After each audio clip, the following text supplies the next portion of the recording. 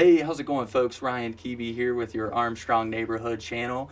And today we are joined by two individuals from Women's Services. We are delighted to be joined by Sarah Miller and also Rob Francis. Thank you so much for joining us, guys. Thank you for having us. All right. And the reason why we are here, first and foremost, is we want to give those who are not familiar with Women's Services a chance to, experience, everything you guys have in store. I mean, there's a lot going on over there, a lot of resources available. Yeah. Tell us about it, Sarah. Yeah, so Women's Services serves all of Crawford County. We have an office in Meadville and an office in Titusville. And we do a lot of different things to help folks who've been through domestic violence or sexual violence. We have a shelter here in Meadville for people that need a place to stay. We have free counseling available in Meadville and Titusville. We have a prevention and education team that can come speak to different groups. And then we also have our medical advocacy team and our legal advocacy team just to help people navigate those kind of tricky systems.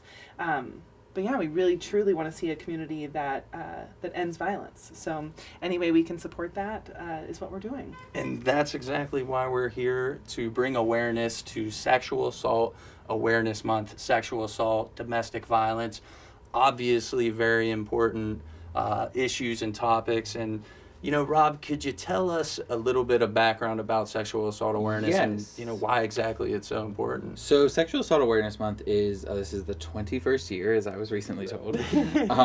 And it is really just about that, bringing awareness to sexual assault, because it does happen. And we know that it happens a lot. We know that it happens way more than it should, to all people, men, women, children, any gender, any age, it doesn't matter, any race, any background. And it's very important that we get it out there, because you'll see there's been an outcry of support from downtown Meadville for promoting awareness for this. You'll see posters and ribbons in a lot of downtown Meadville stores. And that's just fantastic, because the posters say knowing it exists is not enough. And I think that is a tremendous message in itself, because we need to do more to stop it. And that means having those awkward conversations, having those uncomfortable conversations, finding your resources, finding your support network. These are all important things that Women's Services, in my opinion, Sarah and I are both new hires, and in my opinion, it's been a great company to work for because of the services we provide. Yeah.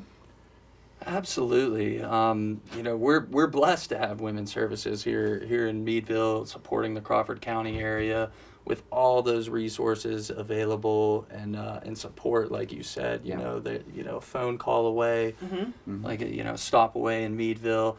With that being said, what are some things going on this month? I hear there's an art show also. Yes. Could you tell us a little bit about that? Opening this Saturday, April 9th, from 10 to 1, we have an art show opening at Hatch Hollow on Chestnut Street, focusing on women's empowerment.